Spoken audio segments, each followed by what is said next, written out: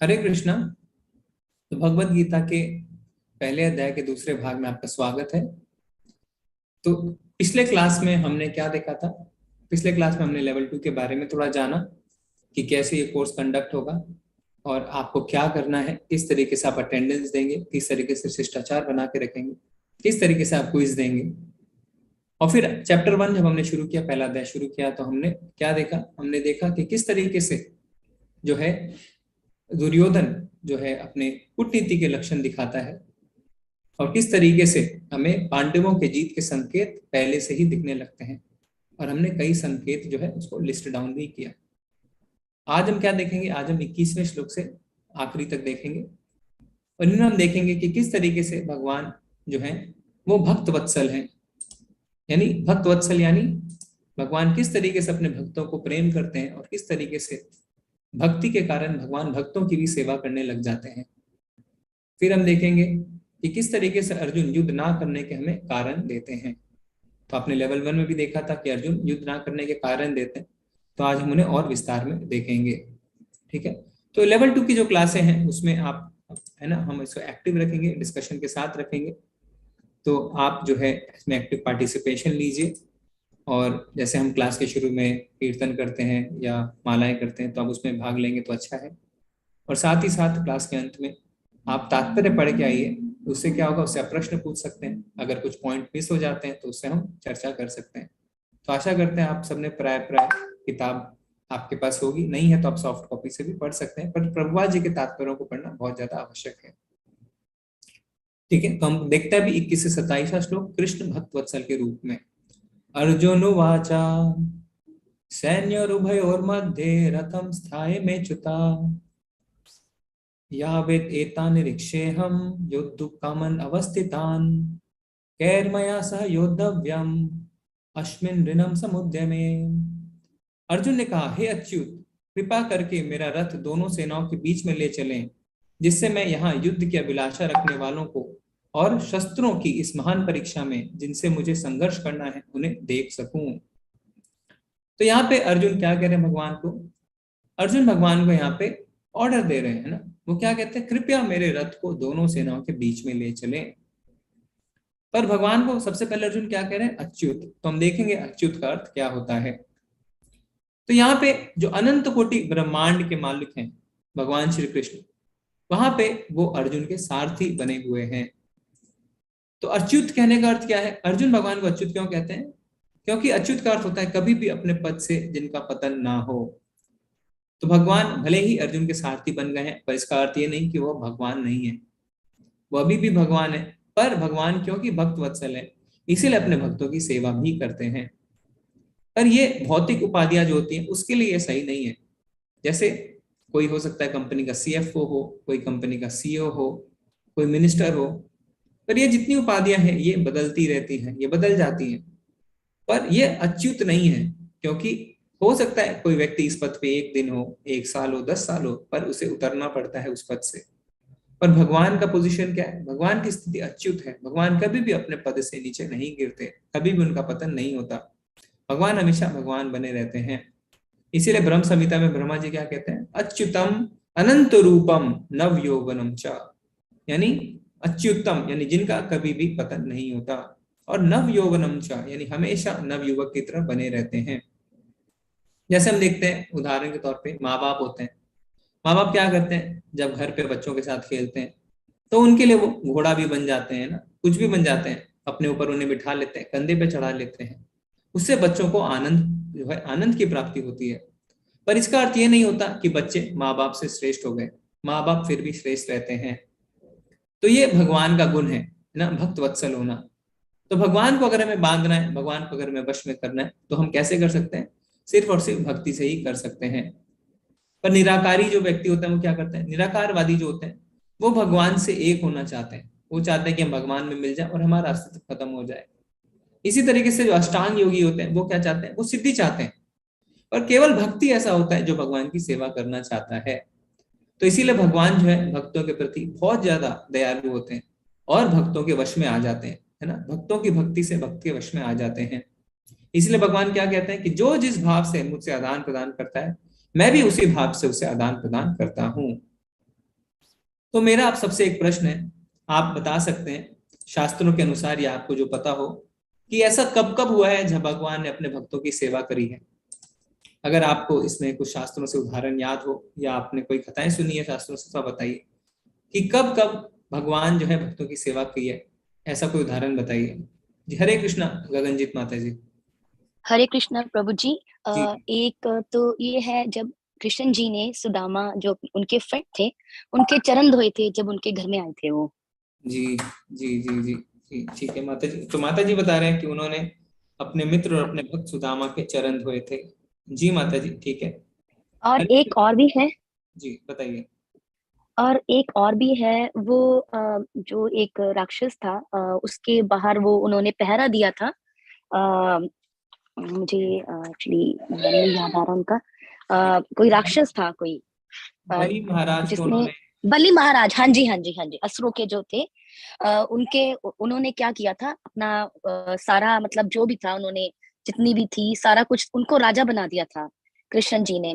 तो बलि महाराज ने कहा अब ये सारे असुर मेरे से लड़ेंगे। तो वो कहते हैं कि नहीं, कोई बात नहीं, कोई नहीं तुमसे लड़ेगा। तो उन्होंने उसके द्वार पे, मतलब उनका द्वारपाल बन के उनकी सेवा की थी, जी जी जी बहुत ही सुंदर माता जी ने बहुत ही ताकि उन्हें सुंदर कोई उदाहरण दिए। जी दो उदाहरण दिए माता जी ने कि किस तरीके से उन्होंने सुदामा के चरण तक धोए थे।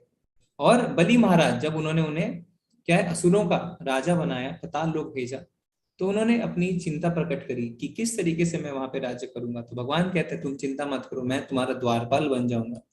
बहुत ही बढ़िया माता जी। हरे कृष्णा सुधीर प्रभु जी। हरे कृष्णा गुरु जी। जी प्रभु जी। जो प्रहलाद थे, भक्त प्रहलाद थे, अनन्य भक्ति करते थे भगवान की।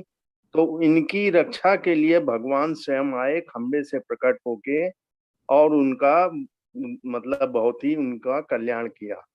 हिरण्यकश्यप से उनकी रक्षा की। जी हिरण्यकश्यप को मार डाला जी। नरसिंह तो अवतार लेके। रक्षा एक बात हो गई प्रभु जी।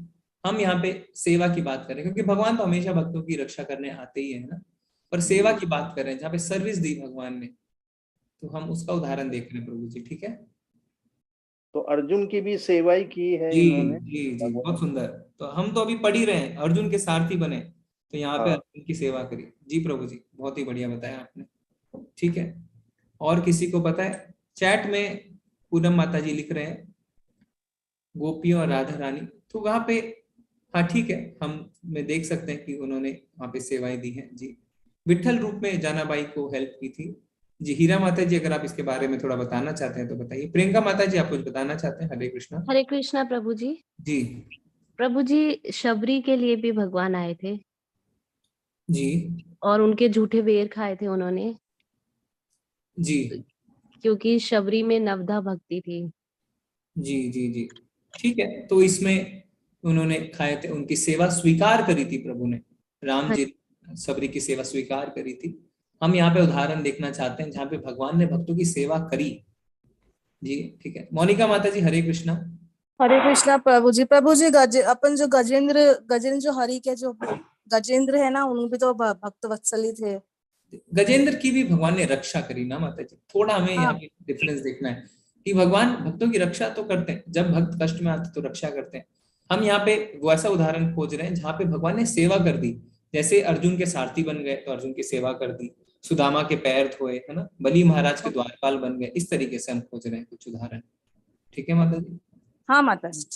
जी किरण माता जी हरे कृष्णा।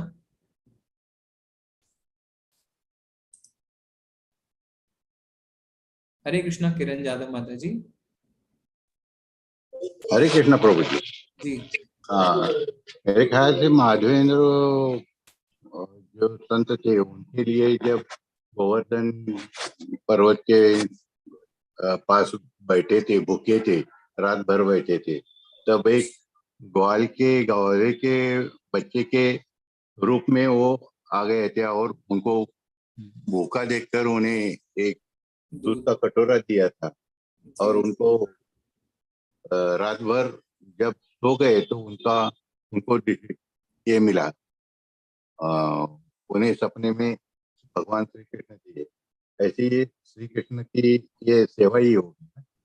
जी जी जी इसे हम ले सकते हैं। अच्छा उदाहरण दिया प्रभु जी ने हाँ, माधवेंद्र पुरी जी का कि किस तरीके से उन्हें दूध का कटोरा ला के दिया। जी धन्यवाद प्रभु जी। धन्यवाद। हरे कृष्णा किरण माता जी। हो गया। गगनजीत माता जी आपके पास और एक उदाहरण है क्या? मेरे पास दो हैं। एक तो जब जो तुलसी रामायण में मेंशन है कि जब भगवान राम जी जब लंका जा रहे थे तो उन्होंने रास्ते में शिवलिंग की स्थापना करी थी कहीं पर। तो ये भी एक सेवा ही हुई ना, ये भी एक। जी जी जी जी जी। तो किस तरीके से हाँ भगवान लंका दहन से पहले शिव जी की पूजा करते हैं, उनकी सेवा करते हैं, तो भक्तों की सेवा करते हैं। जी प्रभु जी, माता जी आपने बहुत ही अच्छा हाँ जी, किया।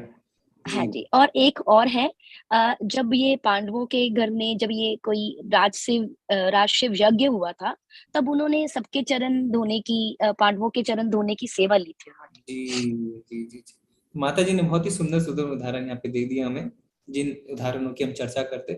तो जब यज्ञ हुआ था तो कृष्ण भगवान ने चरण धोने की सेवा ली थी। बहुत ही सुंदर बताया माता जी ने। ठीक है, तो हम इसको अब आगे बढ़ाते हैं चर्चा को। ओके, तो इसमें चैट में भी काफी लोगों ने बताया है। तो सुदामा के उन्होंने पैर धोए। फिर एक है उदाहरण कि कई लोग जानते हैं नरसिंह मेहता ना, नरसिंह मेहता जो भक्त हुए थे, उन्होंने उनके लिए नानी बाई का मायरा भरा था। फिर माता जी ने बताया चरण धोने की सेवा ली थी। फिर युधिष्ठिर महाराज के वो पैर भी छूते थे, हमें पता है ना, क्योंकि वो उनसे बड़े थे तो हमेशा भगवान उनके पैर छुआ करते थे। ठीक है, और जो है माता जी ने शिवलिंग स्थापना वाली पॉइंट भी बताया, और हमें उन्होंने माधवेंद्रपुरी वाला पॉइंट भी बताया। जी, तो बहुत ही अच्छा है, ये बहुत ही अच्छे पॉइंट्स थे। तो यानी भगवान जो है भक्तों की भी सेवा करने लगते हैं। पर भगवान कैसे बंधते हैं? भक्ति से। तो अभी जो दामोदर मंत्र चल रहा है तो हम क्या देखते हैं, दामोदर अष्टकम हम पढ़ते हैं, उसमें क्या कहते हैं कि उस रस्सी को प्रणाम है जिसने भगवान के उदर को बांधा है ना। उनके उदर में सारा ब्रह्मांड है, पर हमने क्या देखा था, रस्सी हमेशा 2 उंगल छोटी पड़ जाती थी। पर वो क्या है, हमारा प्रयास और भगवान की कृपा, यानी हमारी भक्ति और भगवान की कृपा, उसी से हम भगवान को बांध सकते हैं। तो जब उन्होंने देखा कि मैया परेशान हो रही है तो उन्होंने क्या किया, ठीक है मुझे बांध लो। तो पूरे ब्रह्मांड को जिस उदर में भगवान ने समाया हुआ है उसको मैया ने एक सामान्य रस्सी से बांध दिया। ऐसा संभव क्यों था? ऐसा इसीलिए संभव था क्योंकि भगवान जो है भक्तों को ऐसा रस के आदान प्रदान का मौका देते हैं। ठीक है, तो भगवान आगे क्या कहते हैं, युत्स्यमाननवेक्षेऽहं या एतत्र समागतः धातराष्ट्र दुर्बुद्धे युद्धे प्रिय चिकीर्षवः। मुझे उन लोगों को देखने दीजिए जो यहाँ पर धृतराष्ट्र के दुर्बुद्धि पुत्र दुर्योधन को प्रसन्न करने की इच्छा से लड़ने के लिए आए हुए हैं। तो अर्जुन अब भगवान को कहते हैं क्या, कि मुझे उनको देखने दीजिए जो दुर्योधन के साथ लड़ने को आए हुए हैं। तो क्या अर्जुन को नहीं पता था कि उन्हें किससे युद्ध करना है? उन्हें पता था, पर ये भगवान की हमें व्यवस्था समझनी चाहिए। तो इसीलिए यहाँ पे संजय क्या कहते हैं, संजय उवाच एव मुक्तो ऋषिकेशो गुडाकेशेन भारत सैन्योरुभयोर्मध्ये स्थाप्य इत्वा रथोत्तमम्। संजय ने कहा, हे भरतवंशी, अर्जुन द्वारा इस प्रकार संबोधित किए जाने पर भगवान कृष्ण ने दोनों दलों के बीच में उस उत्तम रथ को लाकर खड़ा कर दिया। तो भगवान संजय यहाँ पे क्या कह रहे हैं, एव मुक्ता ऋषिकेशो गुडाकेशेन भारत, यानी गुडाकेश और ऋषिकेश 2 शब्दों का यहाँ पे इस्तेमाल कर रहे हैं। तो गुडाकेश किसे कहते हैं? गुडाकेश कहते हैं अर्जुन को। क्यों? गुड़ा यानी होता है अंधकार, यानी अज्ञान, और एश, गुडाकेश में एश होता है उस पे जो विजय पा लेता है। तो अर्जुन जो है वो गुडाकेश थे, उन्होंने अज्ञानता पे, अंधकार पे विजय प्राप्त कर ली थी। तो अगर उन्होंने अज्ञानता पे विजय प्राप्त कर ली थी तो किस तरीके से वो मुंह में पड़ते हैं? तो फिर वो क्यों कहते हैं ना कि मुझे आप दोनों सेनाओं के बीच में ले चले, मुझे देखना है कि मुझे किससे युद्ध करना है। अर्जुन तो हमेशा भगवान के नित्य पार्षद है, उन्हें कभी भी अज्ञानता नहीं पड़ सकती। पर क्या है, पर यहाँ पे भगवान को कहा गया ऋषिकेश। ऋषिकेश मतलब जो इंद्रियों के स्वामी होते हैं। तो अगर अर्जुन गुणाकेश हैं तो भगवान भी ऋषिकेश हैं, तो उन्होंने उनकी इंद्रियों को मोहित कर रखा था। ठीक है, तो यानी अगर भगवान ऋषिकेश हैं तो एक प्रश्न उठता है, तो क्या हम अपने इंद्रियों को नियंत्रित नहीं कर रहे? तो यानी हमारी इंद्रियां जो है वो सिर्फ भगवान ही नियंत्रित कर रहे हैं। इसका कोई जवाब देना चाहता है? तो क्या हमारे पास कुछ भी इंडिपेंडेंस नहीं है? हम सिर्फ अपनी इंद्रियों को जो है भगवान ही नियंत्रित कर रहे हैं, हमारा उस पर कोई कंट्रोल नहीं है। जी हरे कृष्णा गंगाजीत माता जी। हरे कृष्ण प्रभु जी। जी जी प्रभु जी, हमारी इंद्रियां अपने आप कंट्रोल में बिल्कुल भी नहीं होती हैं। और ये हमने लेवल 1 में भी पढ़ा था कि जब हम पाठ करते हैं, भगवान जी का सिमर करते हैं, हरे कृष्ण नाम का महामंत्र पढ़ते हैं, तो हमारी जो आत्मा है, आत्मा के ऊपर जो धूल चिपकी हुई है, वो सारी धूल उतर जाती है। तो उससे क्या होता है कि भगवान हमारी खुद सहायता करते हैं। एक्चुअली ऋषिकेश का मतलब भी यही होता है कि इंद्रियों के वो स्वामी थे। सारी दुनिया में जितने भी जीव हैं, उनकी इंद्रियों के स्वामी वही हैं। अब जो आध्यात्मिक लाइफ में जाएगा, जो सिमर करेगा, उनका सिमरन करेगा, वही उसकी धीरे धीरे धीरे धीरे उनकी सारी जो आत्मा के ऊपर जो धूल बैठी हुई है वो उतर जाएगी, और उसका जो इंटेलिजेंसी है, जो उसको ज्ञान प्राप्त करेंगे। और जितनी भी त्याग है, तपस्या है, ये हमें करनी पड़ेगी, ये सब चीजें, तभी हम नहीं इंद्रियों को कंट्रोल कर रहे, हमें सिर्फ सिमर करना है, और भगवान अपने आप हमारे लिए रास्ता खोल देंगे, क्योंकि उन्हें लगेगा कि ये मेरा भक्त मुझे बहुत याद कर रहा है, तो हमारी हर स्टेप पे हमारी वो मदद करते हैं। जी जी जी, ठीक है। तो यहाँ पे प्रश्न ये है माता जी कि अगर भगवान कहते हैं मैं ऋषिकेश हूँ, मैं सबके इंद्रियों को वश में करता हूँ, तो क्या हमारे पास इंडिपेंडेंस नहीं है? तो प्रश्न ये है। तो इसमें क्या है, इसमें हमें इस उदाहरण से समझना है इस बात को, क्या कि जैसे कोई कमरे में जो है बिजली आती है, तो आप क्या करते हैं, आप बिजली को जो है स्विच से ऑन ऑफ कर सकते हैं ना, कंट्रोल कर सकते हैं। तो इसी तरीके से हम अपना हाथ हिला सकते हैं ना, हम देख सकते हैं, तो हम अपनी इंद्रियों को नियंत्रित कर सकते हैं। पर अगर जो मेन पावर सप्लाई है वहां से अगर बिजली बंद हो जाए, तो क्या आप घर के जो बिजली को नियंत्रित कर सकते हैं? आप नहीं कर सकते। तो इसी तरीके से भगवान ऋषिकेश है, हमें इंडिपेंडेंस है अपनी इंद्रियों को इस्तेमाल करने की, पर वो क्या है, वो घर के स्विच बोर्ड की तरह है। पर अगर भगवान हमारी इंद्रियों को मेन पावर सप्लाई की तरह नियंत्रित करें, तो हम उसका कुछ भी नहीं कर सकते। ठीक है, तो हमारे नियंत्रण में है भी और नहीं भी। ठीक है, फिर भगवान क्या कहते हैं, नहीं संजय क्या कहते हैं, भीष्म द्रोण प्रमुक्ताः सर्वेषां च महेश्रिताम् उवाच पार्थ पश्येतान् संवेतान् कुरुनिति तत्पश्यत् स्थितान् पार्थ पितॄन्नथा पितामहान् आचार्यन् मातुलान् भ्रातॄन् पुत्रान् पौत्रान् सखीन् तथा स्वशूरान् सुहृदश्चैव सैन्योरभियोरपि। भीष्म द्रोण तथा विश्व भर के अन्य समस्त राजाओं के सामने भगवान ने कहा कि हे पार्थ, यहाँ पर एकत्र सारे कुरुओं को देखो। अर्जुन ने वहां पर दोनों पक्षों की सेनाओं के मध्य में अपने चाचा ताऊओं, पितामहों, गुरुओं, मामाओं, भाइयों, पुत्रों, पौत्रों, मित्रों, ससुरों और शुभचिंतकों को भी देखा। तो यहाँ पे क्या है, जो संजय बता रहे हैं कि अर्जुन जो है उसको भगवान क्या कहते हैं, हे पार्थ। पार्थ का अर्थ क्या होता है, पार्थ का अर्थ होता है पृथा का पुत्र, है ना, यानी कुंती महारानी के पुत्र। तो कुंती महारानी जो थी वो भगवान की बहुत बड़ी भक्त थी, कभी भी मोहित नहीं होती थी, हर स्थिति में वो संभाव रहती थी, है ना। अगर आप भागवतम पढ़ेंगे तो आप देखेंगे कि वो कहती हैं भगवान को कि मुझे और दुख दीजिए। क्यों? क्योंकि दुख में मैं आपको हमेशा याद रखती हूँ, तो अगर दुख रहेगा तो मैं आपको कभी भी नहीं भूलूंगी। तो यानी इस लेवल की वो भक्त थी, इसलिए भगवान उन्हें क्या कहते हैं, पार्थ। पार्थ कह रहे हैं जिससे अर्जुन को पता चले कि उनका जो संबंध है वो कुंती महारानी से है, और जिससे कि वो मोहित होना बंद कर दें। उन्हें मोहित होना शोभा नहीं देता, क्योंकि उनका क्या है, उनका पुत्र जो उनके जो माता है वो कौन है, वो कुंती माँ है, जो भगवान की इतनी बड़ी भक्त हैं, जो हमेशा हर सिचुएशन में संभाव रखती हैं। तो अर्जुन को इस तरीके से मोहित होना शोभा नहीं देता। ठीक है, तो हमने अभी तक क्या देखा कि किस तरीके से भगवान जो है भक्त वत्सल थे। अब 27 से 46वें श्लोक में हम देखेंगे कि अर्जुन युद्ध ना करने के 4 कारण देते हैं। तो आपको किसी को याद है कि वो क्या कारण देते हैं? तो आप बता सकते हैं, हैंड रेज कर सकते हैं। किसी को याद है? मोनिका माता जी, हरे कृष्णा।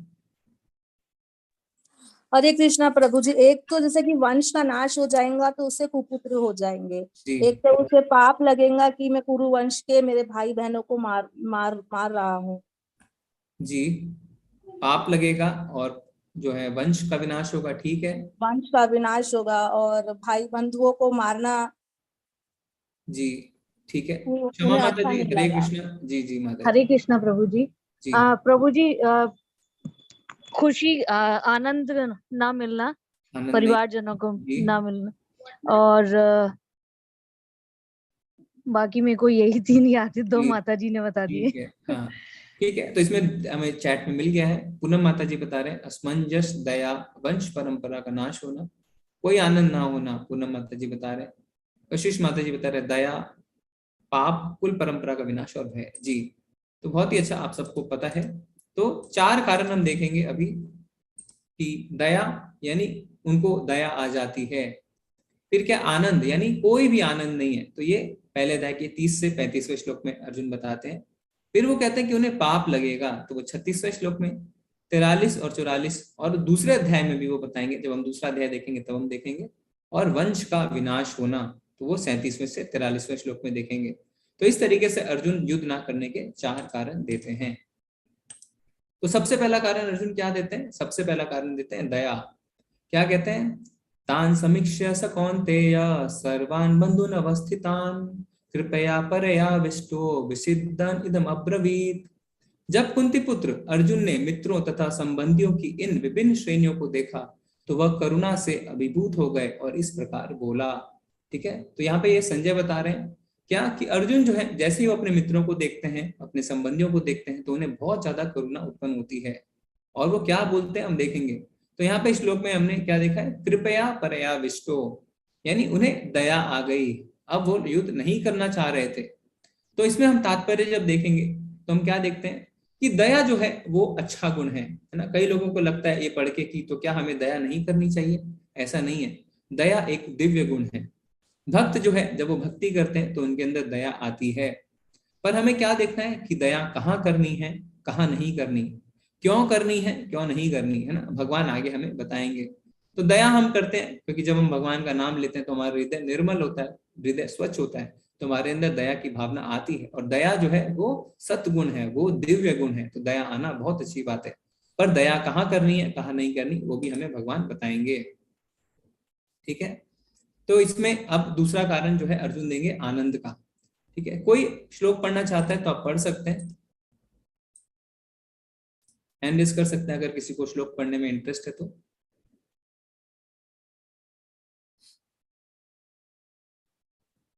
कोई नहीं पढ़ना चाहता है? ठीक है, हरे कृष्णा। प्रज्ञा माता जी, आप पढ़ना चाहते हैं? जी प्रभु जी, मैं चाह शब्दों में बस। हाँ, प्रियंका माता जी पढ़ना चाहते हैं जी। हाँ, हरे कृष्णा माता जी।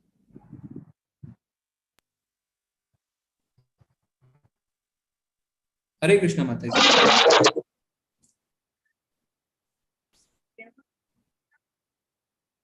माता जी की आवाज नहीं आ रही। हरे कृष्णा सुधीर प्रभु जी। हरे कृष्णा करना है 30वां जी। प्रियंका कौन से माता नंबर जी, का? आवाज नहीं आ रही जी वो कौन से प्रियंका नंबर माता का जी है? 30वां पढ़िए प्रभु जी। 30वां, अच्छा। न च शौक्यम वस्था तुम भ्रमतीव च मेव मनः निमित्तानि च पश्यामि विपरीतानि केशव। हरे कृष्ण। जी, आगे वाला भी पढ़ सकते हैं प्रभु जी, 31। 31वां। न च श्रेयो पश्यामि हत्वा स्वजन माहवे न कांगे विजयम कृष्ण च राज्यम सुखानि च। जी, उसका अर्थ भी पढ़िए प्रभु जी नीचे। अच्छा, 30वें का ये अर्थ है, मैं यहाँ अब और अधिक खड़ा रहने में असमर्थ हूँ। मैं अपने को भूल रहा हूँ और मेरा सिर चकरा रहा है। हे कृष्ण, मुझे तो केवल अमंगल के कारण दिख रहे हैं। अब ये आगे वाले श्लोक का आशय है, हे श्री कृष्ण, इस युद्ध में अपने ही स्वजनों का वध करने में मुझे न तो कोई अच्छाई दिखाई देती है और न ही मैं उससे किसी प्रकार की विजय, राज्य या सुख की इच्छा रखता हूँ। जी, धन्यवाद प्रभु जी। तो यहाँ पे अर्जुन बता रहे हैं कि युद्ध करके कोई भी आनंद की प्राप्ति नहीं होगी। तो अर्जुन क्या कह रहे हैं यहाँ पे? अर्जुन को यहाँ पे आत्म विस्मृति हो रही है ना। क्यों? क्योंकि भौतिक वस्तु से क्या होता है, अगर उसके प्रति हमें आसक्ति होती है तो ऐसा होता है। प्रभुपाद जी अपने तात्पर्य में लिखते हैं कि हमें आत्मविस्मृति होती है, हम सब चीज भूल जाते हैं, हम नर्वस हो जाते हैं। कब? जब भौतिक चीजों के प्रति बहुत ज्यादा हमारी आसक्ति रहती है। पर यही अगर हम भगवान पे विश्वास रखते हैं और आध्यात्मिक चीजों के लिए आगे बढ़ते हैं तो हमारे साथ ऐसा नहीं होता। तो यहाँ पे अर्जुन कह रहे हैं कि मुझे आनंद नहीं है, तो भगवान उन्हें समझाएंगे कि हर कार्य आनंद के लिए नहीं किया जाता। जैसे हम सवेरे उठ के, है ना, मंगल आरती करते हैं या हम जप करते हैं, तो हमें उसमें आनंद नहीं आता। शुरू शुरू में हमें बहुत बोझ लगता है सवेरे जल्दी उठना, पर कर रहे हैं क्यों? क्योंकि ये हमारे लिए सही है, ये सबके लिए सही है। तो 31वें श्लोक के तात्पर्य में आप देखेंगे प्रभुपाद जी क्या बताते हैं। किसी ने अगर पढ़ा है तो आप देख सकते हैं क्या बताते हैं प्रभुपाद जी 31वें श्लोक में। एक बहुत ही सुंदर उदाहरण देते हैं कि अतः वह लड़ने के लिए इच्छुक नहीं है, जिस प्रकार की भूख ना लगने पर कोई भोजन बनाने को तैयार नहीं होता, उसने तो वन जाने का निश्चय भी कर लिया था। तो प्रभुपाद जी उदाहरण देते हैं कि जैसे अगर भूख ना लगे तो कई लोग क्या कहते हैं, भोजन हम नहीं बनाएंगे। पर क्या जीवन निर्वाह के लिए हमें भोजन तो बनाना ही पड़ता है, भोजन तो करना ही पड़ता है। इसीलिए ये जो युद्ध है ये भगवान का कार्य है। भगवान चाहते हैं कि अर्जुन तुम युद्ध करो, आनंद भले ही आए या ना आए, क्योंकि जहां हम आनंद की बात करते हैं तो कहीं ना कहीं वहां हम अपनी इंद्र तृप्ति की बात करते हैं। ठीक है, तो आगे भगवान और बताते हैं अर्जुन के जो कारण है आनंद के। अब कोई पढ़ना चाहता है? सरिता माता जी आप पढ़ना चाहते हैं? हरे कृष्णा। किं नो राज्येन गोविंद किं भोगे जीवतेन वा एषामर्थे काश्चितं नो राज्यं भोगा सुखानि च ता इमे अवस्थिता युद्धे प्राणास्तकत्व धनानि च आचार्या पित्रा पुत्रास्थितैव च पितामहा मातुला श्वशुरा पुत्रा श्याला संबंधिनस्तथा एतानन् हन्तुमिच्छामि धन्तो अपि मधुसूदना अपि त्रिलोकराज्यस्य है तो किं नु मही कृते निहत्य धात्राष्ट्रान् का प्रीति संयंजन नारदा। हे गोविंद, जी पढ़िए माता जी। हे गोविंद, हमें राज्य सुख अथवा इस जीवन से क्या लाभ, क्योंकि जिन सारे लोगों के लिए हम उन्हें चाहते हैं वे ही इस युद्ध भूमि में खड़े हैं। हे मधुसूदन, जब गुरुजन, पितृगण, पुत्रगण, पितामह, मामा, ससुर, पौत्रगण, शाले तथा अन्य सारे संबंधी अपने धन एवं प्राण देने के लिए तत्पर हैं और मेरे समक्ष खड़े हैं, तो फिर मैं इन सबको क्यों मारना चाहूंगा, भले ही वे मुझे क्यों ना मार डालें। हे जीवों के पालक, मैं इन सबों से लड़ने को तैयार नहीं, भले ही बदले में मुझे तीनों लोग क्यों ना मिलते हों। इस पृथ्वी की तो बात ही छोड़ दो, भला धृतराष्ट्र के पुत्रों को मारकर हमें कौन सी प्रसन्नता मिलेगी। जी हरे कृष्ण। धन्यवाद माता जी। तो अर्जुन अभी अपना रीजन, अपना कारण दिए जा रहे हैं ना, रुके नहीं है। वो बता रहे हैं कि किस तरीके से कुछ भी हो जाए मुझे इसमें आनंद की प्राप्ति नहीं होगी। तो वो कृष्ण को क्या कहते हैं? हे गोविंद। तो गोविंद शब्द का क्या अर्थ होता है? गो यानी या तो गाय या यानी इंद्रियां, है ना। तो गोविंद यानी इंद्रियों को या गायों को आनंद प्रदान करने वाले। तो कृष्ण को गोविंद कहते हैं क्योंकि वो इंद्रियों को आनंद प्रदान करते हैं और वो गायों को आनंद प्रदान करते हैं। तो यहाँ पे अर्जुन भगवान को गोविंद कहते हैं। तो अर्जुन क्या चाह रहे थे? अर्जुन चाह रहे थे कि कृष्ण जो है उनकी इंद्रियों को आनंद प्रदान करे।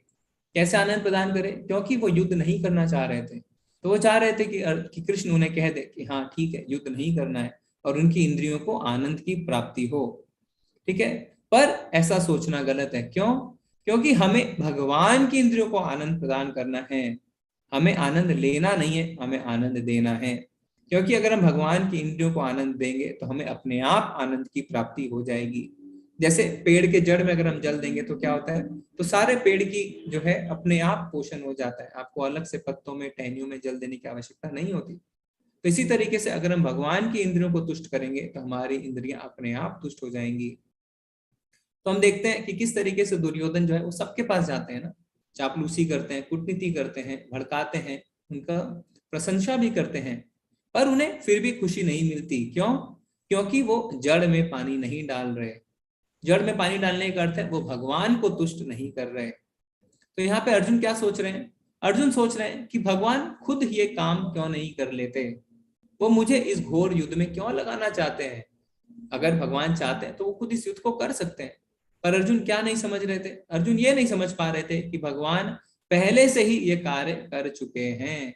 तो हम देखेंगे जब 11वें अध्याय में भगवान अपना विराट रूप दिखाते हैं तो भगवान अर्जुन को बताते हैं कि ये सारे जितने योद्धा हैं वो पहले ही मारे जा चुके हैं, तुम तो एक निमित्त मात्र हो। तो अर्जुन ये बात नहीं समझ पा रहे हैं कि भगवान ने ये कार्य पहले से ही कर दिया है, निमित्त मात्र है। ऐसा क्यों है कि भगवान ने अर्जुन को निमित्त बनाया? आप बता सकते हैं अपना हैंड रेस करके। भगवान चाहे तो खुद को तुरंत मार सकते थे ना सबको, पर उन्होंने अर्जुन को निमित्त बनाया। ऐसा करने के पीछे भगवान का क्या कारण रहा? हेलो, हरे कृष्णा माता जी, क्षमा माता जी। प्रभु जी, क्योंकि वो इस चीज का इनिशिएटिव अर्जुन को देना चाहते थे। जी जी जी, तो इस चीज का क्रेडिट आई डोंट हैव, हाँ, क्रेडिट जी, तो इस चीज का श्रेय जो है भगवान अर्जुन को देना चाहते थे। ऐसा क्यों है कि वो अर्जुन को श्रेय देना चाहते थे? कोई बताना चाहता है? मलय प्रभु जी, हरे कृष्णा। हरे कृष्णा। वो इसलिए ताकि वो पूरे संसार को ये मैसेज दे सके कि हर चीज में भगवान नहीं आएगा आपको बचाने के लिए। प्रभु जी आपकी आवाज बीच में नहीं आई, क्योंकि वो पूरे संसार को क्या बता रहे हैं? उस पूरे संसार को मैसेज देना चाहते थे इसके द्वारा कि हर चीज में भगवान आपको बचाने नहीं आएगा। जो मतलब इस योनि में जो काम हमको करना है वो हमें ही करना होगा। ओके, ठीक है, तो हम इस पर चर्चा करेंगे। हम और विचार सुनते हैं। हरे कृष्णा पूनम त्यागी माता जी। हरे कृष्णा प्रभु जी। जी माता जी। कृष्ण जी अर्जुन को इसलिए भी देना चाहते थे श्रेय क्योंकि वो एक योद्धा थे, क्षत्रिय थे, और क्षत्रिय का काम युद्ध करना है। अगर वो युद्ध नहीं करेंगे तो उनका अनुसरण बाकी के आने वाली जो राजाएं होंगे, वंशज होंगे, वो भी यही अपनाएंगे कि जब अर्जुन ने हथियार घेर दिए तो हम भी घेर सकते हैं, ठीक है, माफ कर दो उनको। दूसरा, अर्जुन जो थे वो उनके भक्त थे, मित्र थे, तो इसलिए वो चाहते थे कि अपने भक्तों का सम्मान मिले उसको, और जो उनको प्रतिष्ठा मिले वो अर्जुन को कि युद्ध जीत कर कि पापियों का नाश करके, वो उनके सम्मान के लिए भी उनको आगे रखना चाहते थे। जी जी जी, तो माता जी ने बहुत ही अच्छे 2 पॉइंट रखे। पहला उन्होंने पॉइंट रखा क्योंकि भगवान आगे भगवद गीता में बताते हैं कि जैसे श्रेष्ठ पुरुष आचरण करते हैं, साधारण जनता वैसा ही करती है, उनका अनुसरण करती है। तो अर्जुन जो इतने महान क्षत्रिय और योद्धा थे, अगर वो शस्त्र डाल देते और युद्ध भूमि से यूं ही चले जाते तो साधारण जनता को गलत संदेश पहुंचता। बहुत ही अच्छा पॉइंट रखा माता जी ने। और दूसरा उन्होंने बताया कि भगवान भक्तों का श्रेय चाहते हैं। तो इसको छोड़ के अगर कोई कुछ अलग पॉइंट बताना चाहता है तो फिर आप अपना हैंड रेस कर सकते हैं। ठीक, शिल्पी माता जी, आप कोई अलग पॉइंट बताना चाहते हैं? हरे कृष्णा। हरे कृष्णा प्रभु जी। जी माता जी। मैं इसके अलावा एक और पॉइंट, 2 पॉइंट मुझे लग रहा है कि एक तो सबसे पहले ये कि ईश्वर कृष्णा है, वो ईश्वर है, और ईश्वर ने जो अपना काम कर रखा है, विधि का विधान रच रखा है, वो तो है, और उसको भौतिक रूप देने के लिए उन्होंने एक अर्जुन को माध्यम बनाया था। तो अर्जुन माध्यम है ईश्वर के कार्य को एक भौतिक रूप देने के लिए।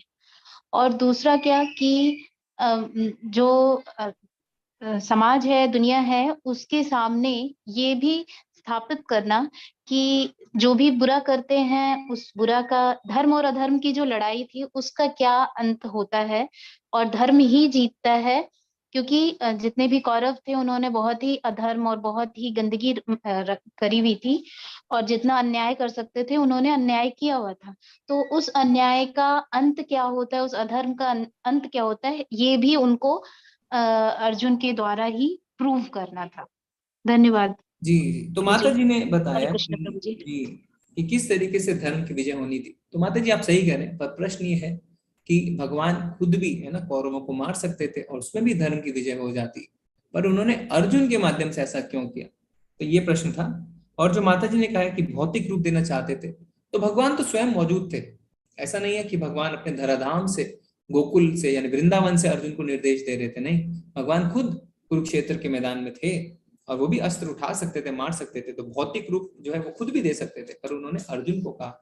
तो प्रश्न यही था कि अर्जुन को क्यों कहा। तो इसमें जो 2 कारण है वो हमने ऑलरेडी डिस्कस कर लिए। बहुत ही सुंदर कारण है कि जिस तरीके से भक्त जो है हमेशा भगवान का क्या चाहते हैं, भगवान का गुणगान चाहते हैं, भगवान की महिमा मंडन करते रहते हैं, तो भगवान भी चाहते हैं कि मेरे भक्तों का भी महिमा मंडन हो, उनका भी गुणगान हो, उनको भी श्रेय मिले। इसमें जो गोयल प्रभु जी ने बताया कि भगवान बोलते हैं कि अपना कार्य खुद करो, हर बार मैं आके कार्य नहीं करूंगा। तो ऐसा प्रभु जी ये कारण नहीं है। क्यों? क्योंकि हम स्वतंत्र नहीं है ना, हमारे पास लिटिल इंडिपेंडेंस है, पर हम पूरी तरह से स्वतंत्र नहीं है।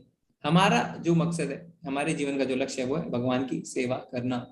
पर जब हमारे जिंदगी में, जब हमारे लाइफ में ऐसी सिचुएशन आती है जब हमें पता नहीं चलता हम क्या करें, तो हम शरणागति लेते हैं। तो जैसे अर्जुन दूसरे अध्याय में भगवान की शरणागति लेंगे और भगवान को कहेंगे कि कार्पण्य दोषो उपहत स्वभाव पृच्छामि त्वं धर्म सम्मूढ़ चेता, ठीक है, और आप मुझे उपदेश करें कि मेरे लिए क्या श्रेष्ठकर है। तो अब हम जो है, हमें हमारे आगे तो भगवान नहीं है, तो हम क्या, हम गुरु शास्त्र और साधु का क्या ले सकते हैं, उनकी शरणागति ले सकते हैं। तो ऐसा नहीं सोचना है हमें कि हमें खुद ही करना है, क्योंकि अगर हम ऐसा सोचते हैं हमें खुद ही करना है तो हमारे अंदर अहंकार की भावना आती है। ठीक है, ये भगवान का कार्य है, भगवान का कार्य, भगवान हमें चैत्य गुरु के रूप में फिर जो है बताते हैं कि हमें क्या करना है। ठीक है, अगर हम सोचते हैं कि भगवान बार बार नहीं आएंगे, हमें ही सब कुछ करना है, तो वो जो है वो गलत तरीके की सोच हो जाती है। उससे हमारे अंदर अहंकार की भावना आती है और हम ये सोचते हैं कि हम इंडिपेंडेंट हैं, पर हम इंडिपेंडेंट बिल्कुल भी नहीं है। ठीक है, हरे कृष्णा। सुधीर प्रभु जी, आप कुछ ऐड करना चाहते हैं?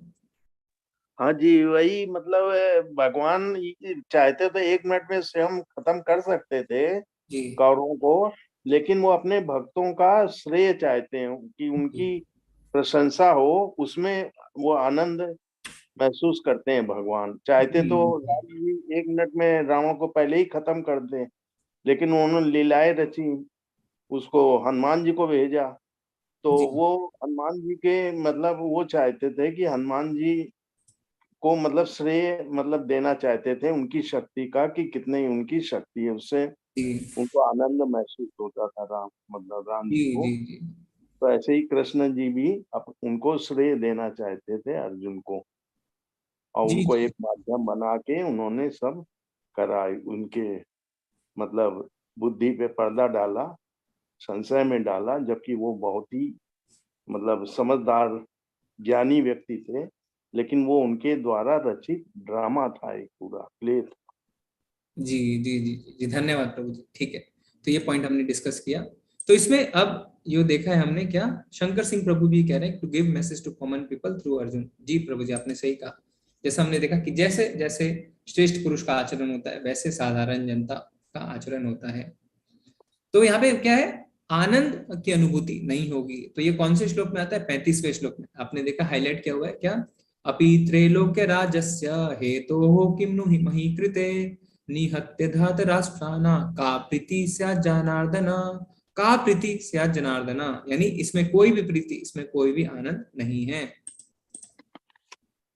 तो यहाँ पे भगवान, अब प्रभुपाद जी क्या बताते हैं आनंद के विषय में? हर व्यक्ति अपने वैभव का प्रदर्शन अपने मित्रों तथा परिजनों के समक्ष करना चाहता है, किंतु अर्जुन को भय है कि उसके सारे मित्र तथा परिजन युद्ध भूमि में मारे जाएंगे और वह विजय के पश्चात उनके साथ अपने वैभव का उपयोग नहीं कर सकेगा। तो जैसे कोई भी अपनी भौतिक जिंदगी में है ना प्रगति करता है, विजय प्राप्त करता है ना, कोई नया गाड़ी खरीदता है, कोई नया घर खरीदता है, नया मोबाइल खरीदता है, तो हम क्या चाहते हैं? हम चाहते हैं कि हम अपने प्रियजनों के साथ, अपने मित्रों के साथ, अपने रिश्तेदारों के साथ उसको साझा करें, जिससे हमें बहुत खुशी मिलती है ना। हम देखते हैं लोग फेसबुक में लगाते हैं कि मैंने नया मोबाइल खरीदा। खैर मोबाइल तो आजकल बहुत आम सी बात हो गई है कि मैंने देखो नई गाड़ी खरीदी, नया घर खरीदा है ना, मैं अभी दुबई ट्रिप करके आया, मैं सिंगापुर ट्रिप करके आया।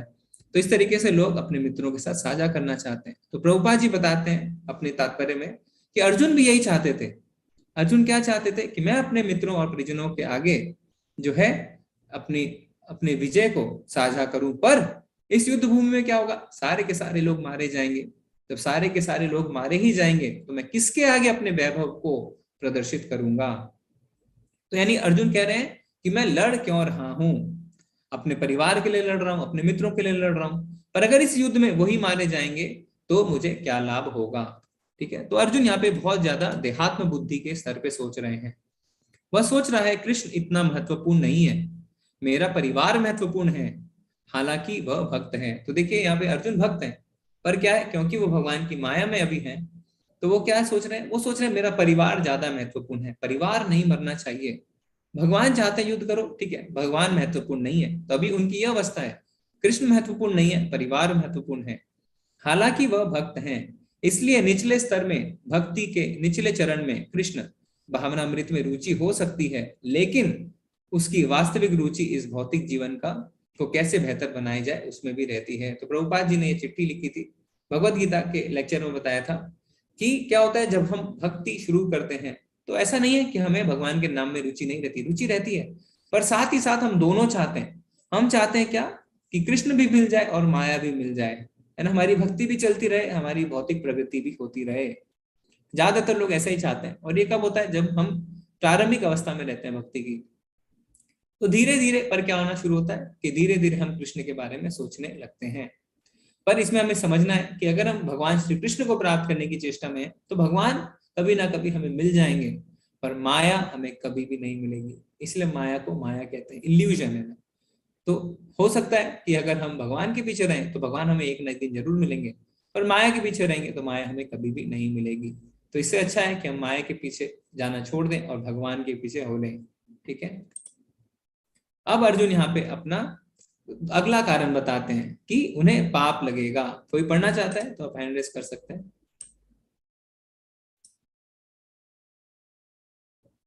हरे हरे कृष्णा हीरा माता जी, हीरा प्रभु जी।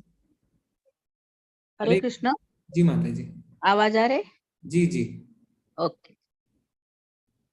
पापमेवाश्रयेत् अस्मान् हन्तैवतानातनातयैनः तस्मान्नार्हा वयं हन्तुं धार्तराष्ट्रान् बान्धवान् स्वजनं हि कथं हत्वा सुखिनः स्याम माधव।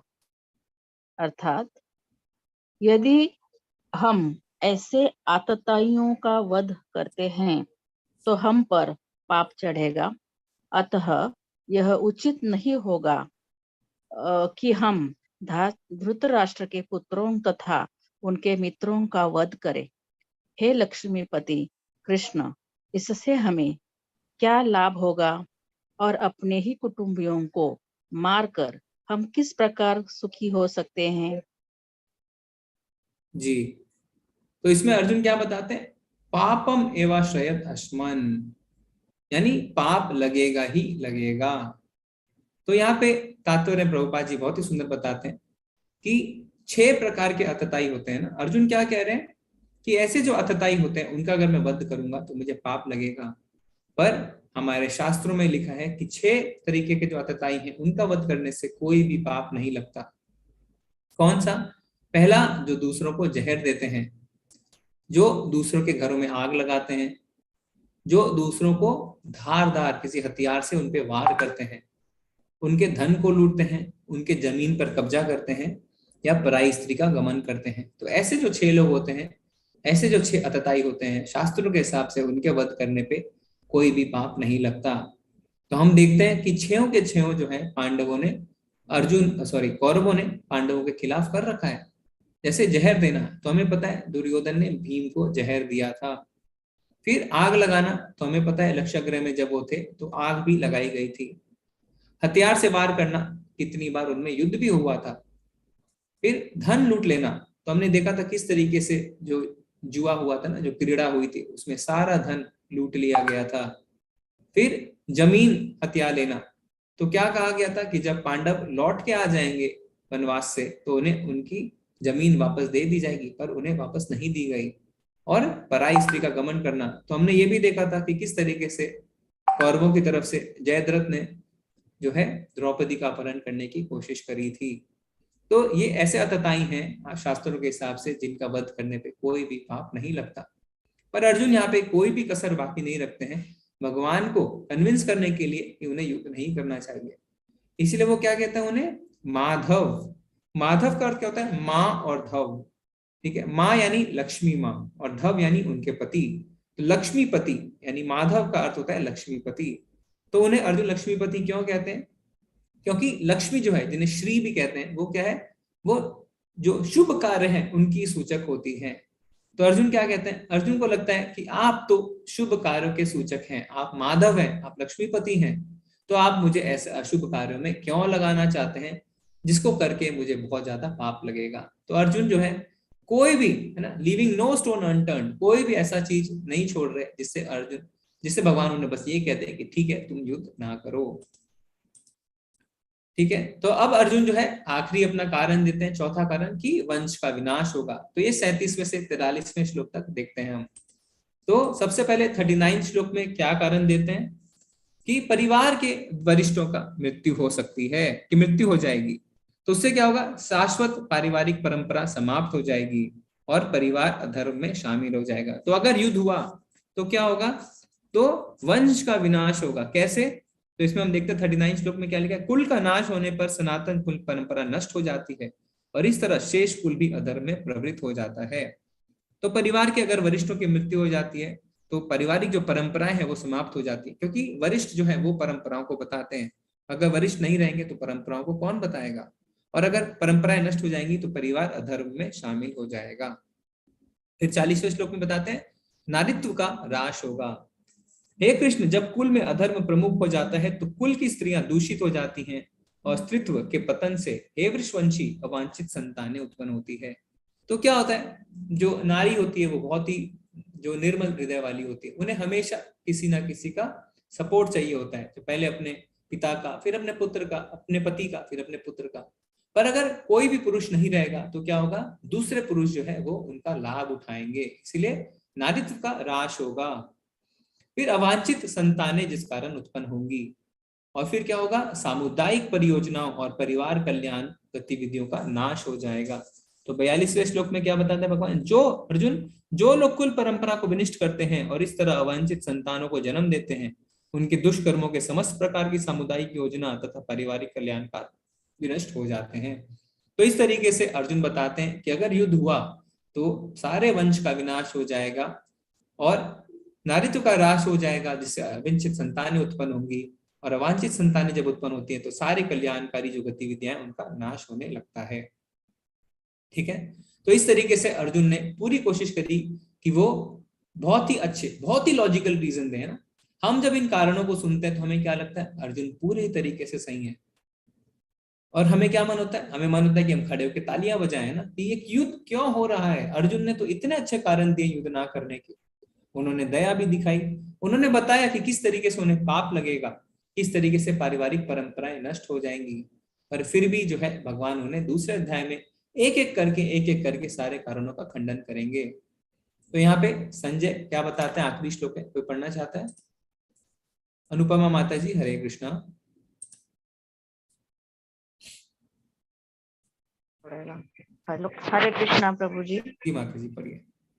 संजय उवाच एवमुक्तवार्जुनः संख्ये रथोपस्थ उपाविशत् विसृज्य सशरचापं शोक संविघ्न मानसः। अर्थात संजय ने कहा, युद्ध भूमि में इस प्रकार कहकर अर्जुन ने अपना धनुष तथा बाण एक ओर रख दिया और शोक संतप्त चित्त से रथ के आसन पर बैठ गया। जी, तो यहाँ पे अब क्या है, अर्जुन विषाद में आ गए। तो हमने देखा था कि इस अध्याय का 2 नाम है, एक सैन्य निरीक्षण, दूसरा अर्जुन विषाद योग। तो जब सैन्य निरीक्षण अर्जुन करने निकलते हैं तो उसके बाद विषाद में पड़ जाते हैं। तो अब क्या किया, अब अर्जुन ने अपना धनुष और बाण एक ओर रख दिया और शोक संतप्त चित्त से, बहुत दुखी मन से आसन पर बैठ गए।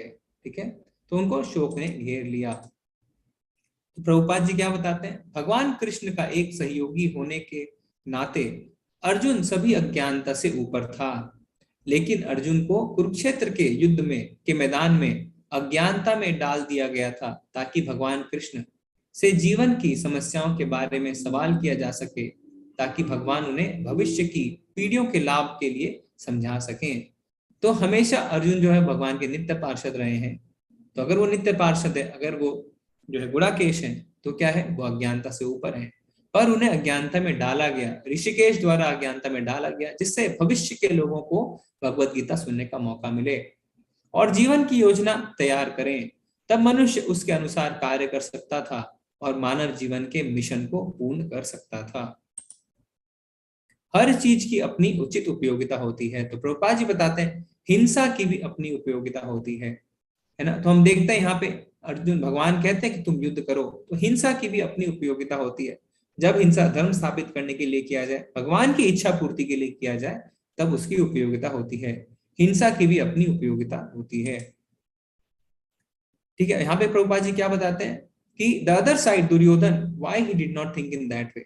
अर्जुन जो है वो हमेशा ये सोच रहे थे कि मैं युद्ध ना करूं, मुझे बहुत दया आ रही है, पाप लगेगा। प्रभुपाद जी बोलते हैं दुर्योधन जो था, जो दूसरे पक्ष में, वो इस तरीके से क्यों नहीं सोच रहा, अर्जुन ही ऐसा क्यों सोच रहा है। क्यों? क्योंकि अर्जुन एक भक्त है। यही फर्क है अर्जुन में और दुर्योधन में, एक भक्त में और एक अभक्त में यही फर्क रहता है। हमेशा एक भक्त इसी तरीके से सोचता है। एक भक्त कभी भी किसी को नहीं मारना चाहता, एक चींटी को भी नहीं। तो भक्त के हृदय में बहुत ज्यादा दया रहती है, वो एक चींटी को भी नहीं मारना चाहता। उसके खिलाफ बहुत सारे जो है अत्याचार भी क्यों ना हो, फिर भी वो सामने वाले को नहीं मारना चाहता। तो यहाँ पे भगवान, यहाँ पे प्रभुपाद जी बता रहे हैं कि जो भक्त होते हैं जैसे अर्जुन, उनके साथ बहुत गलत कार्य हुए, पांडवों के साथ बहुत गलत कार्य हुए, पर फिर भी जब प्रश्न उठता है कि अपने शत्रु को मारना है, वो प्रसन्न नहीं होते। वो कहते हैं नहीं, मुझे इन्हें नहीं मारना। इसी को कहते हैं वैष्णव। वो अपने बड़े से बड़े शत्रु को भी माफ करने को तैयार रहते हैं। तो वैष्णवों का, भक्तों का ये गुण होता है। तो प्रभुपाद जी ने ये अपने लेक्चर में बताया था लंदन में, किस तरीके से अर्जुन जैसे सोच रहे हैं, दुर्योधन वैसा नहीं सोचते, क्योंकि वो अभक्त हैं। तो जो भगवान के भक्त होते हैं वो कभी भी क्या करते हैं, जो उनके खिलाफ बुरा करता है उसके खिलाफ वो जो है कार्रवाई नहीं करते। ऐसा नहीं है कि आपने मेरे साथ बुरा कर दिया तो मैं आपके खिलाफ कार्रवाई करूंगा। पर भगवान जो है वो कभी भी इस चीज को सहन नहीं कर पाते, क्योंकि भक्त जो है बहुत विनम्र होते हैं। वो दूसरों के प्रति कभी भी हिंसा नहीं करते, भले ही उन्होंने उसके खिलाफ गलत किया हो, वो उन्हें माफ करते हैं। पर भगवान जो है वो कभी भी उन्हें माफ नहीं करते, क्योंकि वो अपने भक्तों से बहुत प्रेम करते हैं। तो भगवान जो है वो अपने खिलाफ किए गए अपमान को सह सकते हैं, उन्हें माफ कर सकते हैं, पर अपने भक्तों के खिलाफ किए गए नुकसान को वो कभी भी सहन नहीं कर सकते। इसीलिए भगवान ने यहाँ पे निश्चय किया है कि कौरवों को मरना है, भले ही अर्जुन उन्हें माफ कर देना चाहते थे, क्योंकि कौरवों ने भगवान के भक्तों के प्रति अत्याचार किया था, जिसे भगवान कभी भी सहन नहीं कर सकते। तो ये 35वें श्लोक के तात्पर्य में, परपट में प्रभुपाद जी ने समझाया है। अगर हम भगवान के भक्तों का क्या करेंगे, अपमान करेंगे, तो भगवान के भक्त जो है वो हमें माफ कर सकते हैं, बट कृष्ण हमें कभी भी माफ नहीं करेंगे। तो इसीलिए वैष्णव अपराध जो है वो बहुत ही गंभीरता से हमें लेना चाहिए। भगवान अपने खिलाफ किए गए अपराधों को, अपमान को सहन सकते हैं, हमें माफ कर सकते हैं, पर भक्तों के खिलाफ किए गए अपमान को और अपराध को सहन नहीं कर सकते। इसीलिए हमें बहुत ज्यादा सावधान रहना है कि हम कभी भी किसी भक्त का अपमान ना करें। भक्त हमें माफ कर सकते हैं, पर भगवान हमें कभी भी माफ नहीं कर सकते। भगवान इस मामले में बहुत ज्यादा कठोर हैं, भक्तों के खिलाफ किए गए अपराध को वो माफ नहीं करते। इसीलिए यहाँ पे जो युद्ध हो रहा है वो इसी कारण हो रहा है। अर्जुन कहते हैं भगवान को कि उन्हें माफ कर दीजिए, पर भगवान क्या कहते हैं, नहीं, उठो, तुम्हें युद्ध करना है और उन्हें मारना है, क्योंकि ये इन्होंने जो अपराध किए हैं वो भक्तों के प्रति अपराध किए और इन्हें मरना ही पड़ेगा। ठीक है, तो इससे हमारा ये अध्याय आज खत्म होता है, पहला अध्याय। अगर आपके कोई प्रश्न है तो आप हैंड रेज कर सकते हैं। अगले हफ्ते हम दूसरा अध्याय शुरू करेंगे। हरे कृष्णा। आप चैट में भी लिख सकते हैं। हरे कृष्णा माता जी। हरे कृष्णा प्रभु जी। प्रभु जी, जो आप एग्जाम्पल पूछ रहे थे कि भी कौन से में एक सेवा करते हैं, भगवान ने सेवा दी है अपने भक्तों को, क्या वो भी सेवा में काउंट किया जाएगा? जब कृष्ण भगवान जी दुर्योधन के पास और पूरी सभा में जाते हैं मैसेंजर लेके कि आप उनको राज्य दे दो, राज्य नहीं दे सकते तो उनको 5 गांव दे दो, क्या ये भी सेवा है उनकी भक्त के लिए अपने? नहीं प्रभु माता जी, आप कहना चाह रहे अर्जुन के लिए वो वहां पे जाते हैं ना? हाँ जी। हाँ, तो इसको हम मान भी सकते हैं, क्योंकि अर्जुन के साथ दे रहे थे भगवान, हर पल पे उनके साथ थे, तो एक तरीके से उनके मैसेंजर बन के गए। तो हम कह सकते हैं कि हाँ, एक तरीके की ये भी सेवा ही है भगवान की, कि उनके दूत बन के जाते हैं और शांति समझौता लेके। तो यहाँ पे पांडवों जो उनके भक्त हैं उनके लिए वो सेवा प्रदान कर रहे हैं। जी माता जी, इसको कह सकते हैं। जी ठीक है। जी हरे कृष्णा प्रभु जी। जी माता जी, हरे कृष्णा। हरे कृष्णा अनुपमा माता जी। हरे कृष्णा प्रभु जी। जी जो माता। आपने प्रसंग बताया अंतिम श्लोक में, उसके हिसाब से मुझे एक कहानी, छोटी सी कथा याद आ रही थी, अगर आपकी याद हो तो जी मैं जी सुना। जरूर शेयर करिए। इतने आप सब जो है अटेंडेंस लिंक माता जी ने डाल दिया चैट में, आप अटेंडेंस अपनी लगा सकते हैं। लेवल 2 में अटेंडेंस लगाना अनिवार्य रहता है, तो आप सब भूलिएगा मत, अटेंडेंस लगाइए। जी माता जी, आप बताइए। जी प्रभु जी, इस पर एक छोटी सी कथा है, तो आपकी अनुमति मिले तो मैं सुनाऊंगी। जी माता जी जरूर। ये हम लेवल 2 में माता जी, कोई ऐसा नहीं है कि कोई पढ़ा रहा है कोई पढ़ रहा है, ये हमारा डिस्कशन है और हम सब मिलके करेंगे और एक दूसरे से सीखेंगे। जी माता जी। एक आश्रम था, वहां पर गुरु जी ने अपने शिष्यों को कहा कि आप जाकर के राशन लेकर के आइए, शहर जाना था उन्हें। तो वो नाव से पार करके, नदी बीच में पड़ती थी, उस नदी को पार करके शहर की ओर गए। रास्ते में एक बहुत ही मतलब सीधा साधा छात्र था, और बाकी जो 3-4 लड़के थे वो बहुत ज्यादा शरारती थे। तो वो गंजा था और उसके सिर पर वो तबला बजाते रहे, और उसने कुछ भी नहीं बोला, एक शब्द भी नहीं बोला, और ऐसे ही वो चले गए और सामान लेकर के आ भी गए। लेकिन जब वो नाव से उतरने लगे, तो जिस लड़के ने सबसे ज्यादा परेशान किया था, जो तबला बजा रहा था उसके सिर का, तो जैसे ही वो उतरने लगा, वो छड़ी पकड़ करके उतर रहा था, तो वो छड़ी उसके गर्दन गले में घुस गई, जो सांस की नली जिसकी वजह से टूट गई, और वह वहीं पर मर गया। दुखी होते हुए बाकी के छात्र जब गुरु जी के पास पहुंचे और उन्हें बताया कि आचार्य जी ऐसे ऐसे इसकी मृत्यु हो गई, तो उन्होंने कहा कि क्या किया था इसने, कि ये ऐसे ऐसे इसको परेशान कर रहा था और ये कुछ भी नहीं बोला। तब गुरु जी ने बताया कि ईश्वर कभी भी अपने भक्त को दुखी नहीं देख सकते। जब वो प्रतिकार नहीं करता है, तब ईश्वर खुद उसका बदला लेते हैं और उसको सजा देते हैं जो उसे दुखी करता है। तो ईश्वर की ये प्रवृत्ति रहती है कि अपना भक्त जो, क्योंकि भक्त ईश्वर को अति प्रिय होते हैं, तो अगर उन पर कोई भी अत्याचार करता है, जुल्म करता है, तो वह आकर के स्वयं अपना स्टेप लेते हैं, कदम उठाते हैं और उसका बदला लेते हैं, क्योंकि वह उसकी आंखों में आंसू नहीं देख सकते। जी जी जी जी जी धन्यवाद माता जी। तो बहुत ही अच्छा बताया आपने कि पर एक चीज हमें और याद रखना है कि भक्त जो है उनके अंदर बदले की भावना नहीं रहती। तो हमें इस चीज को बहुत सावधानी से समझना है कि यहाँ पे प्रभुपाद जी ने बहुत बार बार रिपीट किया इस बात को कि भक्त माफ करते हैं, भक्त बुरा नहीं मानते। तो जैसे अर्जुन के खिलाफ, पांडवों के खिलाफ बहुत ज्यादा अत्याचार हुआ, पर फिर भी उनके प्रति, उनको कौरवों के प्रति द्वेष नहीं था, वो आज भी उन्हें क्षमा करना चाहते थे। पर भगवान क्षमा नहीं करते है ना। तो हमें ये नहीं सोचना है कि हम क्या करते हैं, हम भगवान की थोड़ी सी भक्ति शुरू करते हैं और हम सोचते हैं अब तो भगवान हमारे साथ है, उसने मेरे साथ बुरा किया है ना, अभी देखो भगवान उनके साथ बुरा करेगा। ये भावना भक्त की भावना नहीं रहती है। भक्त की भावना रहती है कि भगवान उन्हें सद्बुद्धि देना, उन्हें भी अपनी सेवा में लगाना। वो अभी आपको नहीं जान पा रहे हैं, ठीक है। अगर आप अपने मन के अंदर बदले की भावना रखते हैं कि भगवान उन्हें सजा देगा, तो ये भक्त की भावना नहीं है, तो आप भक्त नहीं है। भक्त जो है सामने वाले को क्षमा करते हैं, भगवान उन्हें क्षमा नहीं करते हैं, वो अलग बात है, ठीक है। तो हमें इस चीज के लिए बहुत ज्यादा सावधान रहना है कि हम दूसरों के प्रति अपने मन में द्वेष ना पैदा करें। जी हरे कृष्णा पवन प्रभु जी।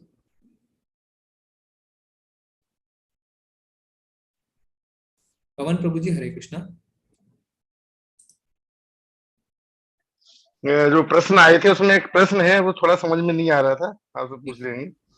एक राजवंश को विनाश की ओर ले जाने वाले प्रगतिशील कदमों की सूची और एक राजवंश को विनाश से बचाने के लिए कौन से सार्थक कदम उठाने चाहिए? जी ये आप क्विज के क्वेश्चंस की बात कर रहे हैं प्रभु जी? हाँ, ये हमने पूरे बना लिए हैं, समझ में नहीं आ रहा था। जी जी क्लास में तो क्विज के क्वेश्चंस डिस्कस नहीं कर सकते हैं प्रभु जी, आप अलग से मैसेज भेजिए, तो ये तो चीटिंग हो जाएगी। अच्छा ठीक है सर, पता नहीं था इसलिए मैं पूछा। कोई बात नहीं प्रभु जी, आप अलग से तो हम करेंगे इस पे चर्चा। जी हरे कृष्णा।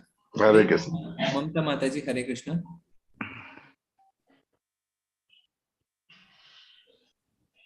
हरे कृष्णा ममता माता जी। हरे कृष्णा प्रभु जी। जी माता जी। प्रभु जी मेरा भी यही क्वेश्चन था, लेकिन प्रभु जी ने पूछ लिया और आपने बता दिया, तो अब ये वाला तो है नहीं। ठीक है। हाँ, और प्रभु जी एक और था, ये जो आपने बताया था कि भगवान भी भक्त की सेवा करते हैं, उसमें आपने कोई ये विठल रूप, भगवान जी के विठल रूप के बारे में बताया था। वो हीरा जी करके कोई है, उन्होंने बताया, तो उनको मैंने बोला हैंड रेस करने के लिए, वो है तो वो बता सकते हैं उस बारे में। अच्छा, क्योंकि ये विठल रूप वाला है वो नहीं पता था, वो एक बार अगर पता चले तो। उन्होंने बताया विठल रूप में जानाबाई की उन्होंने मदद करी। हीरा जादव प्रभु जी हैं। हीरा प्रभु जी, अगर आप उसके बारे में थोड़ा हमें और बता सकें तो हम और जान सकेंगे, वो है कि नहीं है। हरे कृष्णा प्रभु जी, आप अनम्यूट करिए जी। हरिओम। तो माता जी हरे कृष्णा। हरे कृष्णा। जी जी हरे हाँ जी सर, जो विठल रूप में जब थे भगवान, तब जनाबाई उनकी भक्त थी, तो जनाबाई को विठल दर्शन के लिए जाना था, तो वो तो उसके घर से नहीं निकल सकती थी, उसके सब काम पूरे होने वाले थे, यानी घर का पूरा काम। जैसे उनको पहले वो आटा पीसते थे ना हम लोग, हाँ चक्की घर में पीसते थे, या कपड़ा धोना या और कुछ जो काम है उनके, तो उनको उनके सास ने बांध के रखा था, क्योंकि उनको यात्रा जाना था पंढरपुर के लिए। तो वो जाएगी, ऐसे ही जाएगी, भक्त थी ना एकदम, तो उनको दर्शन के लिए जाएगी करके उनके सास ने उनको बांध के रखा था। तो विठल जी वहां आके उनको वहां से, यानी उनका पूरा यात्रा पूरी हो जाती है, सब होता है, ये आके वहां पर विठल उनके रूप में आके वो पूरे काम कर देते हैं। ऐसी ये है। आप कभी और अच्छे से पढ़ेंगे तो आप लोग जान जाएंगे ज्यादा। बहुत बढ़िया बताया माता जी, हमें इसकी जानकारी नहीं थी, पर पंढरपुर में विठल जो स्वामी है उनकी बहुत ज्यादा हमने चर्चा सुनी है। बॉम्बे के और भी आप लोग तुकाराम जी की भी बहुत सी जो विठल उनके कैसे हर इसमें उनको मदद करते हैं, ये भी बहुत बातें आप जान सकते हैं। जी जी जी जी, धन्यवाद माता जी, बहुत बहुत धन्यवाद। हरे कृष्ण। हरे कृष्णा। पूनम माता जी चैट में लिख रहे हैं कि प्रस्ताव था वे दूध बन के गए थे। जी माता जी, जैसे प्रहलाद जी थे विभीषण जी। जी माता जी, ठीक है। और कोई प्रश्न है किसी का तो आप हैंड रेज कर सकते हैं। माता जी आपके पास कोई प्रश्न है? हरे कृष्णा। प्रज्ञा माता जी नहीं है प्रभु जी। ओके, ठीक है। हाँ प्रभु, हरे कृष्णा मलय प्रभु जी। हरे कृष्णा गौरव जी, गौरव प्रभु जी। मेरा क्वेश्चन ये था कि जैसे अभी आज हम पढ़ रहे थे, तो उसमें जैसे चींटी को भी जो है वो मारना नहीं चाहता है ना। अब मान लीजिए हमें मारना भी नहीं चाहिए, मान लीजिए हमें कोई मच्छर काट रहा है जी। तो वो हमें, तो मच्छर का स्वभाव है काटना, अगर वो काटेगा नहीं तो जीवित कैसे रहेगा जी। तो इसलिए हमें ये सीखना चाहिए कि हमें उसे नहीं काटना मारना चाहिए। बट वो हमारे प्रति, मतलब हमें वो काट रहा है, जैसे कि कौरव जो है वो पांडवों के प्रति द्वेष रखते थे। खैर इसमें मच्छर शायद द्वेष नहीं रख रहा है, ये तो उसको जीवित रहने का उसका नजरिया है। बट इसमें कैसे इसको देखा जाए, मतलब जैसे उग्रवाद भी इतना फैलता है, इसको कैसे देखा जाए? उग्रवाद तो फिर भगवान उसमें कैसे आपके भक्तों की रक्षा करते हैं? उग्रवाद तो बढ़ता ही जा रहा है। तो इसमें क्या प्रभु जी, अच्छा प्रश्न और ये बहुत प्रैक्टिकल क्वेश्चन है और काफी भक्त पूछते हैं। तो इसमें जो सीनियर डिवोटीज है वो ऐसे बताते हैं कि जैसे आपको मच्छर ने काटा है ना, अभी क्या है, आप ध्यान भी नहीं देते हैं और तुरंत आपका हाथ उस ओर चला जाता है और आप उसे मार देते हैं। ठीक है, अब क्या है, उसने आपको हानि पहुंचाने की कोशिश करी, आपने अपनी रक्षा में उसे मारा। एक तो है कि आपको दर्द हुआ, दूसरा है हो सकता है ना, अभी कितनी बीमारियां भी फैलती हैं मच्छरों के थ्रू।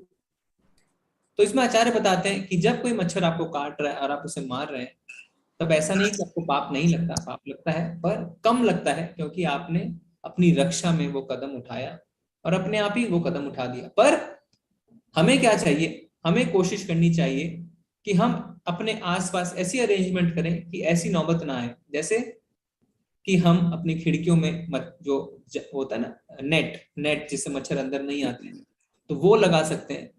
हम मच्छरदानी लगा सकते हैं, हम अपने बॉडी पे क्रीम लगा सकते हैं, जिससे कम से कम हम रिड्यूस कर सके। देखिए भौतिक जीवन में पाप मुक्त जीवन जीना असंभव है, हम भौतिक प्रकृति में जी रहे हैं, हमसे कोई ना कोई पाप जरूर होगा, पर किस तरीके से हम कॉन्शियस तरीके से इसे रिड्यूस कर सकते हैं। जैसे आजकल क्या है ना, वो चाइनीज इलेक्ट्रिक बैट चल गए हैं, आप क्या करते हैं बच्चे या हम पूरे घर में उसको लेके घूमते रहते हैं, ये गलत है। क्योंकि कोई मच्छर अगर आपके पास आके आपको परेशान नहीं कर रहा है तो आप उसे क्यों मार रहे हैं जाके, है ना। हम उसे खेल समझ लेते हैं, उसमें से जो आवाज होती है उसको सुन के बड़ा आनंद हमें मिलता है, पूरे घर में उसे घुमाते रहते हैं कि एक भी मच्छर ना रहे, तो ये गलत हो जाता है। तो हमें कॉन्शियस तरीके से ये देखना कि कैसे हम उसे रिड्यूस कर सकते हैं। खत्म हम शायद नहीं कर पाए कभी भी, पर रिड्यूस करने की हम सोच सकते हैं। ठीक है प्रभु जी? ठीक है, धन्यवाद। जी जी जी, हरे कृष्ण प्रभु जी। हरे कृष्ण। ठीक है, तो आप सब अटेंडेंस लगा दीजिए, हम अगले संडे को मिलेंगे 7 PM, और उस दिन हम जो है चैप्टर 2 शुरू करेंगे। चैप्टर 2 बड़ा चैप्टर है, तो हो सकता है हम एक क्लास में ना कर पाए, हम उसे 2 क्लास में करेंगे। इसी तरीके से जी माता जी, हरे कृष्णा। हीरा माता जी, अटेंडेंस लगाना यानी अभी हम लोग चैट करते हैं या बातें करते हैं और अटेंडेंस लगाना है, यानी वो बात समझ नहीं आई। अटेंडेंस देखिए लिंक है अभी चैट में माता जी, लिंक दी है। हाँ हाँ, ठीक प्रज्ञा माता जी ने लिंक डाल दी है, तो उसको आप खोल लीजिए लिंक को और अटेंडेंस मार्क करिए कि आप क्लास में प्रेजेंट थे। ठीक है, जब आप लेवल 3 में जाएंगे तो आपको अटेंडेंस देनी पड़ेगी, दिखानी पड़ेगी, जी है ना। जी, धन्यवाद। तो इसी तरीके से हम क्लास को इंटरेक्टिव रखने की कोशिश करेंगे, वन वे नहीं रखेंगे। तो आप जो है श्लोक पढ़ सकते हैं, आप कीर्तन कर सकते हैं, माला कर सकते हैं, कोई डाउट है पूछिए, है ना, क्योंकि काफी नए नए पॉइंट्स आते हैं। तो जैसे आज काफी नए पॉइंट्स आए, तो हम सब एक दूसरे से सीख सकते हैं। और तात्पर्य को पढ़ के आइए, क्योंकि कोई पॉइंट छूट भी जाते हैं, तो हम इसको डिस्कशन की तरह आगे बढ़ाएंगे, तो हम सब एक दूसरे से सीख पाएंगे। हरे कृष्णा कुसुम माता जी। प्रभु जी, मैंने वो लिंक खोला है, तो उसके अंदर तो सिर्फ टाइम और वो सब, वो कैसे मार्क होगा? क्योंकि मेरा लिस्ट में नाम तो है नहीं, तो मार्क कैसे करेंगे? आपका नाम नहीं लिखने को कह रहा है? नहीं, नाम लिखने के लिए आ रहा है उसके अंदर, नाम लेकिन और मोबाइल मेरा नंबर? नाम लिस्ट में नहीं है। उसमें एक लिस्ट भी आ रही है नाम की, उस नाम की लिस्ट में मेरा, हाँ, वो नाम की लिस्ट माता जी टीचर्स हाँ। की है, उसमें आपको गौरव प्रभु जी का सिलेक्ट करना है। अच्छा ठीक है। तो फिर अटेंडेंस कैसे, मतलब मुझे समझ में नहीं आ रहा है कैसे करना है उस लिंक में। हाँ, उसमें माता जी अपना नेम डालिए। अच्छा, मैं दिखाता हूँ स्क्रीन पर, रुकिए एक मिनट में प्रेजेंट कर देता हूँ। हाँ, तो ये देखिए, तो यहाँ पे आप अपना नेम डाल दीजिए, और याद रखिए कि आप जो नेम डाल रहे हैं ना, वो स्पेलिंग मिस्टेक मत करिए, क्योंकि हाँ, एक दिन अगर आपने शॉर्ट फॉर्म डाल दिया, एक दिन फुल फॉर्म डाल दिया, तो फिर बाद में महीने के अंत में उसे कलेक्ट करने में दिक्कत आएगी। ईमेल आईडी जो है, एक ही ईमेल आईडी डालिए। हाँ जी, हिंदी यहाँ पे सिलेक्ट कर लीजिए। हाँ ठीक है, तो ये मैंने कर लिया है। हाँ, फिर उसके बाद select the correct timing and day, तो आप इसे 7 PM सिलेक्ट कर लीजिए। ठीक है। और आप यूथ या एडल्ट हैं, क्योंकि ये दोनों बैच कंबाइंड है, तो आप उसमें बता दीजिए आप एडल्ट में है कि यूथ में है। हाँ जी। और टीचर नेम में यहाँ पे नीचे आके आप यहाँ सिलेक्ट कर सकते हैं। अच्छा ठीक है। और आप कितनी मालाएं कर रहे हैं आप वो बता सकते हैं। ठीक है, और फिर सबमिट कर देंगे ना? और फिर आप सबमिट कर दीजिएगा। Thank you so much. Hare Krishna. और किसी को कोई डाउट है इसमें फॉर्म में? क्योंकि अभी हम शुरू कर रहे हैं इस चीज को लेके। तो एवरी होगा ना ये क्लास प्रभु जी? हाँ, एवरी क्लास माता जी, एवरी संडे 7 PM। 7 PM, ठीक है जी जी, ठीक है। तो फिर आज हम चलते हैं। वांछा कल्प तरुभ्यश्च कृपा सिंधु एव च पतितानां पावनेभ्यो वैष्णवेभ्यो नमो नमः। अनंत कोटि वैष्णव वृंद की जय। श्रील प्रभुपाद की जय। हरे कृष्णा। सभी को धन्यवाद, प्रणाम। हरे कृष्ण।